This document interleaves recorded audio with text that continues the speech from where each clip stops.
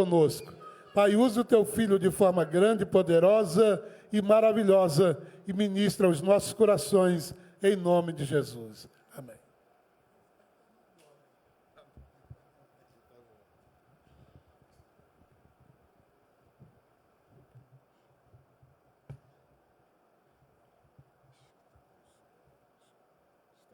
A paz do Senhor para todos. Gostaria que... Acho que tá bom. Obrigado. Gostaria que você abrisse a sua Bíblia em Juízes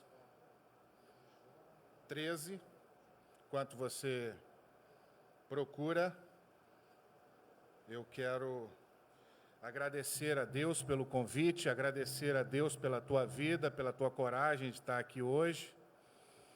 Louvar a Deus pela vida do nosso amado pastor, mais essa data. Sabemos que difícil é, mas é o Senhor quem tem capacitado esse homem de Deus. Nós temos orgulho e muita alegria de servir a Deus aqui nesta casa e de ser ovelha deste homem de Deus. Encontramos uma estrada pavimentada, o asfalto está lisinho, ar-condicionado, banco. Alguém trabalhou duro para você sentar nesse banco aí, viu? Nós somos ramos. O ramo não é nem princípio nem fim, dá continuidade. Vamos honrar as pessoas, honrar o lugar que servimos, honrar os nossos líderes. Isso agrada ao coração de Deus. A estrada está bem pavimentada, muito bem cuidada e louvamos a Deus por isso. Amém. Meus amados irmãos, vamos ler a partir do versículo 1. Juízes, capítulo 13, versículo 1. Meu óculos não está adequado, porque o bifocal é difícil. Vamos lá. Tendo os filhos, a minha versão é um pouquinho diferente da dos irmãos. Tendo os filhos de Israel tornado a fazer o que era mal perante o Senhor, este os entregou nas mãos dos filisteus por 40 anos. Havia um homem de Zorá, da linhagem de Dan, chamado Manoá, cuja mulher era estéril e não tinha filhos. Apareceu o anjo do Senhor a esta mulher e lhe disse: eis que és estéril e nunca tiveste filho, porém conceberás e darás à luz um filho. Agora, pois, guarda-te, não bebas vinho ou bebida forte, nem comas coisa imunda, porque eis que tu conceberás e darás à luz um filho, sobre cuja cabeça não passará navalha, porquanto o menino será nazireu, consagrado a Deus desde o ventre da sua mãe, e ele começará a livrar a Israel do poder dos filisteus. Poderia tomar o seu assento? Somos instrumento de Deus, totalmente dependente do Senhor, e que Ele use a nossa instrumentalidade e que Ele possa, com liberdade, falar aos nossos corações. Amém? Meus amados irmãos,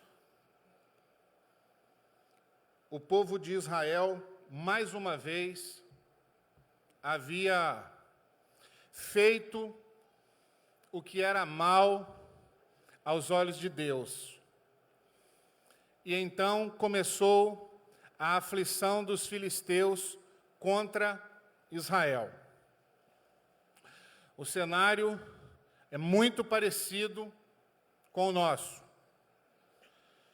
O cenário de guerra, um cenário de luta, um cenário de pessoas sofrendo na mão do diabo. Eu creio que você, como crente, deve ter um sentimento muito parecido com o meu, de se dar em alguns locais, em algumas circunstâncias, e perceber das pessoas tão somente sendo usadas pelo diabo, sendo envergonhada por Satanás, e não percebem o que está acontecendo à sua volta. Assim vivia o povo de Israel. Meus irmãos, existem duas vontades de Deus. A vontade de Deus, ela é boa, perfeita e agradável. E existe a vontade de Deus permissiva, porque Deus, tudo Ele controla. Tudo Ele detém o poder. Tudo o que acontece, se não for a boa, agradável e perfeita vontade dEle, chamamos de centro da vontade de Deus, ela é permitida por Ele. Todo sofrimento, todo cativeiro tem um tempo. Eu não sei qual é a vontade que você se enquadra nesta noite. Importante é que você venceu o cansaço, o medo, a insegurança e veio até a casa do Senhor para adorá-lo, para prestar culto, e Ele, nesta noite, quer trazer restauração para as nossas vidas. É isso que precisamos.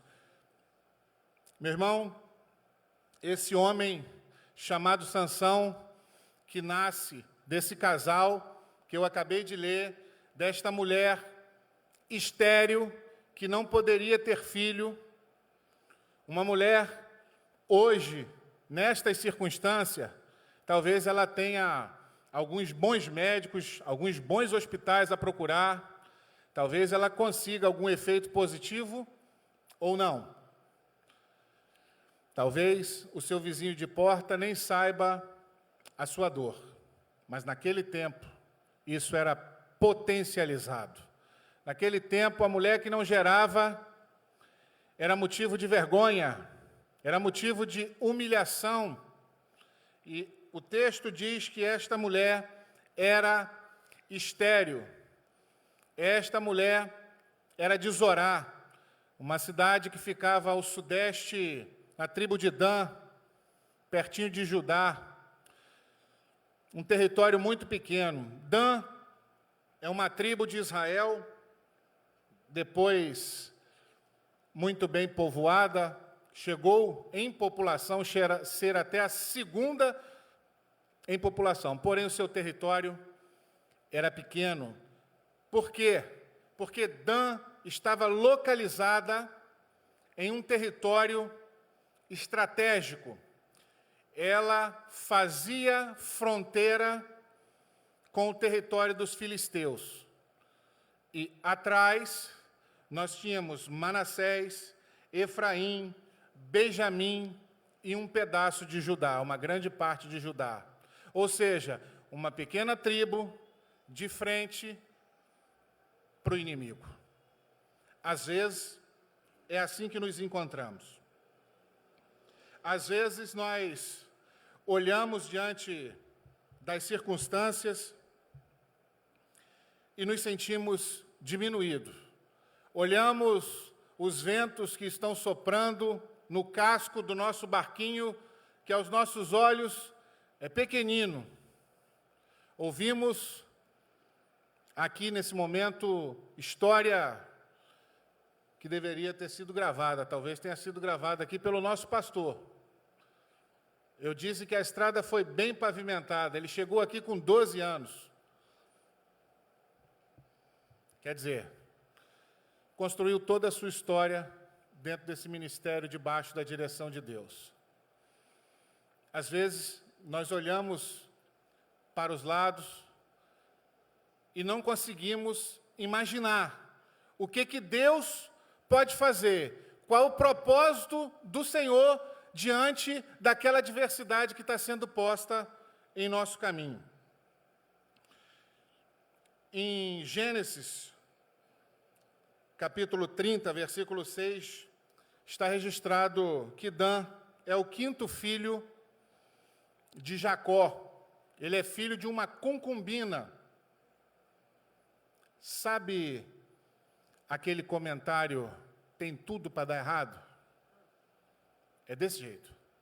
Mas tem tudo para dar errado, não vai dar certo. Meus irmãos,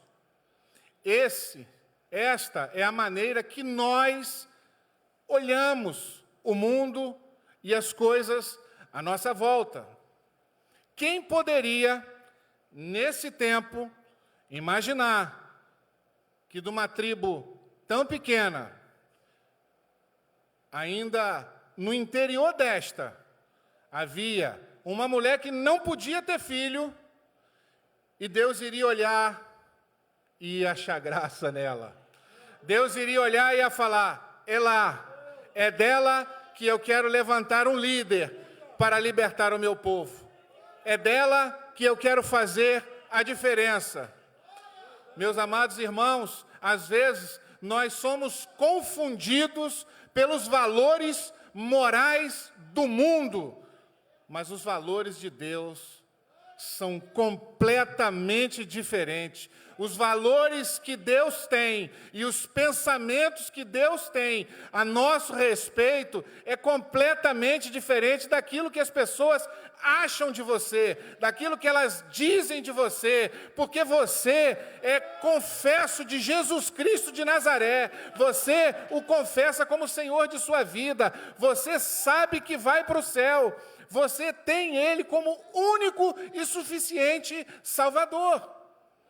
O mundo não consegue compreender esse mistério. Isto é loucura para o mundo, irmão.